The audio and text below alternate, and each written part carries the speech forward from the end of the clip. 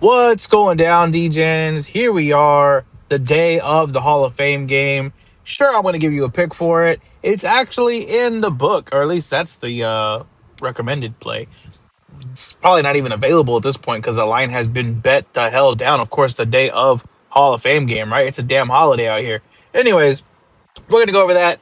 That'll be pretty quick, to be honest with you. It's a Hall of Fame game. We're going to keep that pretty short and sweet.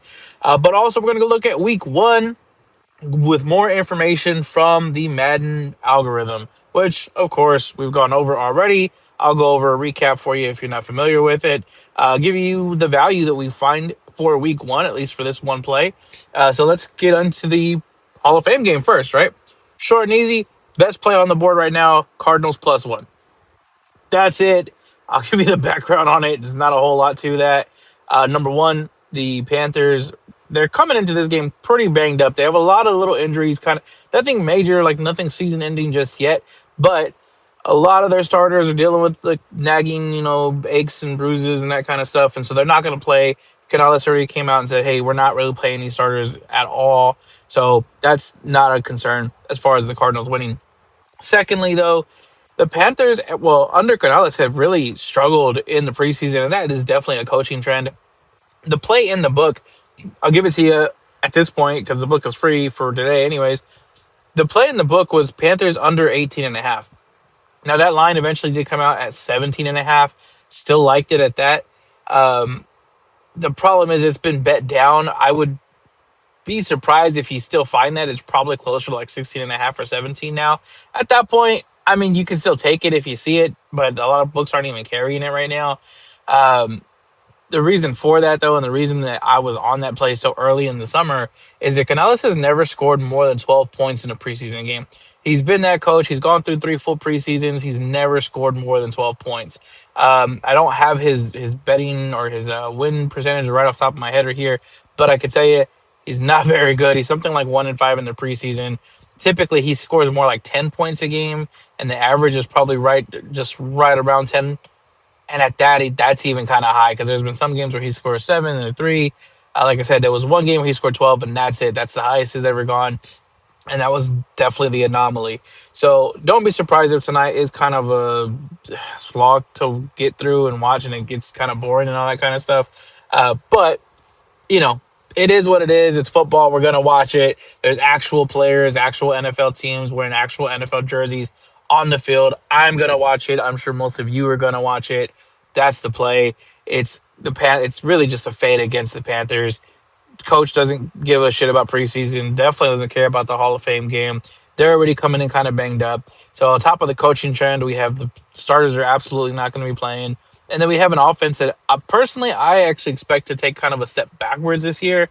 Um, Apparently, the books think that these guys are going forward and like building off of the momentum from last year. That's just not the case. Whether you look at it statistically, you look at individual players, injuries, whatever it may be, this team is really set up for regression and pretty dire regression at that. So even when we get to the regular season, I'm going to probably still be fading the Panthers. But for this game in particular, definitely give me the Cardinals.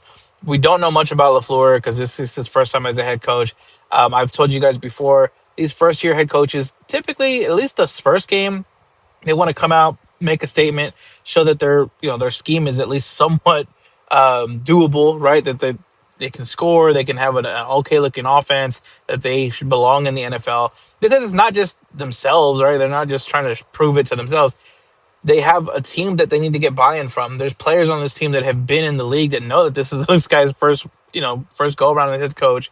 The management team needs to have some buy-in as far as like, okay, we think we got the right guy here.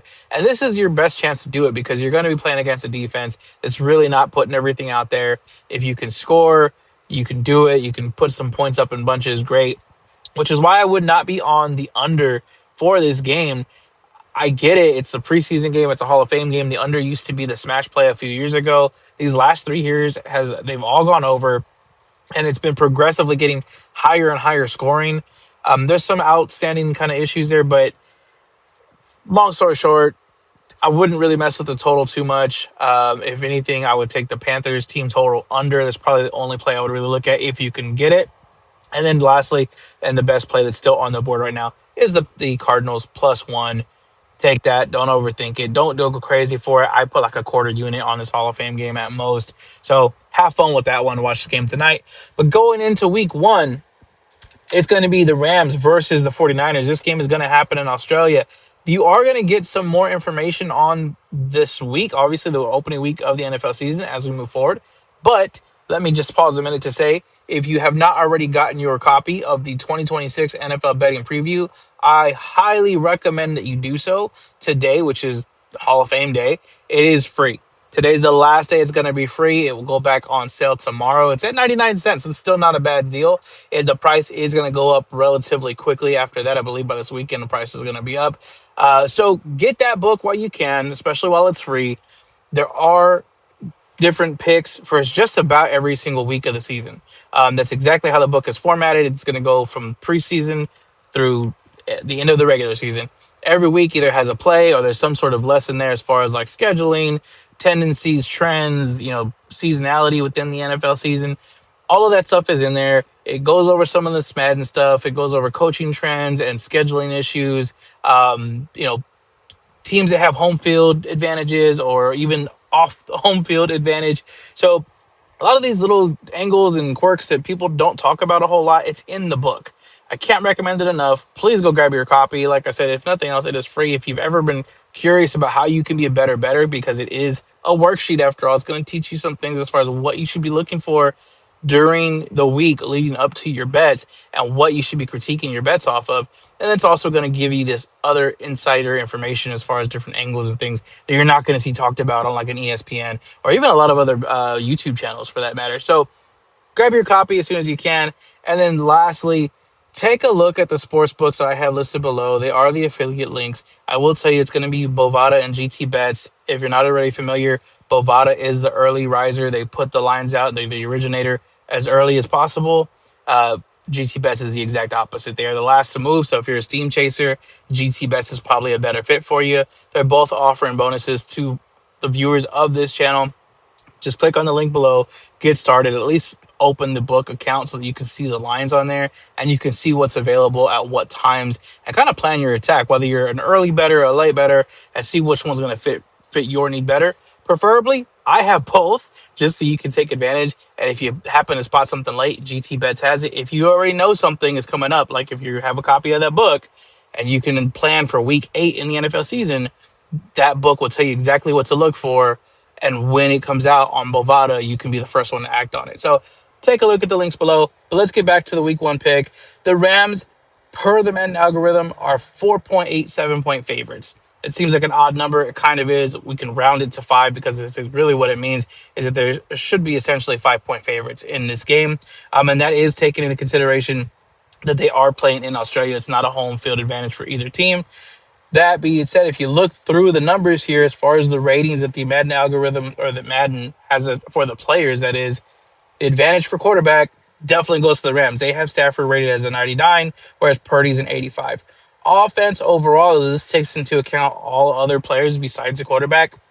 The Rams do have an advantage. It's not as giant, right? It's a much smaller advantage. The 49ers are 38.4, Rams are 38.6, 38.7 if you want to round it up.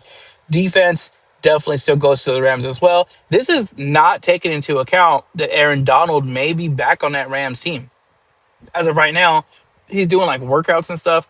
It has not been official that he's actually going to be on this team, but I would not be surprised. And to be honest with you, my expectation is that he is going to be on this team come week 1. So I would definitely be keeping that kind of in your back pocket because this advantage should probably be a little bit more if we take him into account. That all being said, we can look at the DVOAs from last year. That's not a huge indicator for us because it's not current information.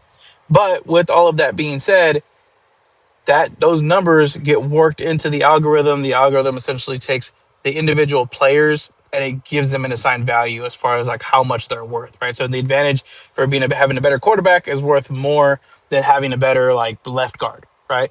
And it is better to have a really good, let's just say, middle linebacker compared to yes, the other team has like a better defensive tackle.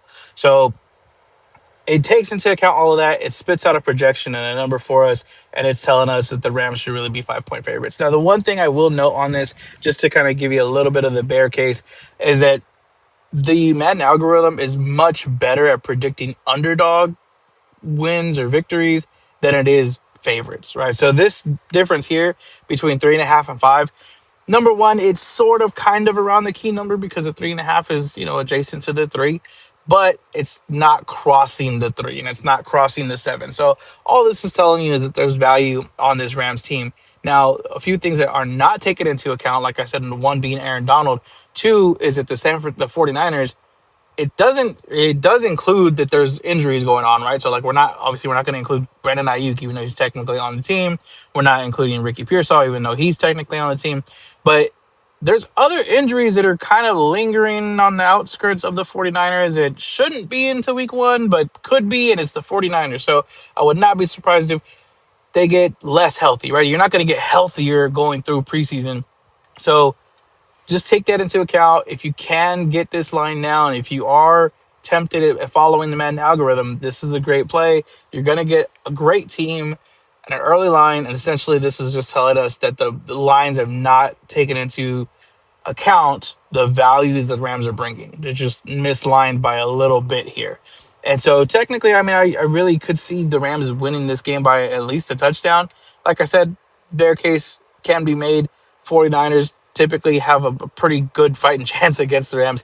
Kyle Shanahan always puts up a good fight against McVay, but this year I just don't know how much he's going to be able to do with all these setbacks that they're already going through at the very beginning of training camp. So just know there is value on here. There was another video that was posted earlier this week going over the Bills Texans game and the value that's in that line. That one is a stronger play because it does cross a key number and it does indicate a potential upset, right? The dog that's going to win that game. So take a look at that one as well. But thank you again, guys, for tuning in. Hopefully this was helpful. If you have any comments, if there's anything that you want to see, any game that you want to know about as far as the Madden algorithm is concerned and what line is projecting and where the value is on that game, let me know. Put it in the comments below. I'm going to try to go over a few more of these. Really, I'm trying to get the ones that have the most misalignment with the current lines out there. So if there's something else that you want to see specifically, let me know. But you guys have a great weekend, and I will see y'all soon. Have a happy Hall of Fame game and drink an extra beer or two.